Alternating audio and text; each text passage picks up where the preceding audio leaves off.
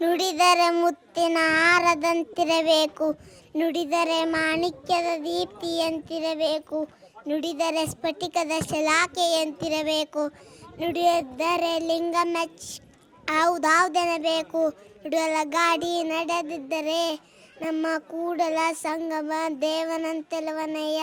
ತನುಮನ ಧನವೆಂಬ ಮೂರು ಕನ್ನಡಿ ನೋಡಯ್ಯ, ಎನ್ನದು ಅಲ್ಲ ನಿನ್ನದು ಅಲ್ಲ ಬರೀ ಆ ಭ್ರಮೆ ಮಾತ್ರ. ಆ ಭ್ರಮೆಯೊಳಗಾಗಿ ನಿಮ್ಮ ಶ್ರೀಚರಣವ ಬಿಡೆ ಕೂಡಲ ಸಂಗಮ ದೇವ. ಕಳಬೇಡ ಕೊಲಬೇಡ, ಹುಸಿಯ ನುಡಿಯಲು ಬೇಡ, ಬೇಡ, ಅನ್ನರಿಗೆ ಅಸಹ್ಯ ಬೇಡ, ತನ್ನ ಬಣ್ಣಿಸಬೇಡ, ಇದರ ಹಳಿಗಳು ಬೇಡ. ಇದೇ ಅಂತರಂಗ ಶುದ್ಧಿ, ಇದೇ ಬಹಿರಂಗ ಶುದ್ಧಿ, ಇದೇ ನಮ್ಮ ಕೂಡಲ ಸಂಗಮ ದೇವನಲ್ಲಿಸುವ ಪರಿ. ಕಳ್ಳನಾಗರ ಕಂಡರೆ ಹಾಲು ನರೆಂಬರು, ದಿಟ್ಟದ ನಾಗರ ಕಂಡರೆ ಕೊಲ್ಲೆಂಬರಯ್ಯ. ಉಂಬುವ ಜಂಗಮ ಬಂದರೆ ನಡೆಯಂಬರು, ಉಣ್ಣದ ಲಿಂಗಕ್ಕೆ ಬೋನವ ಹಿಡಿಯಂಬರಯ್ಯ.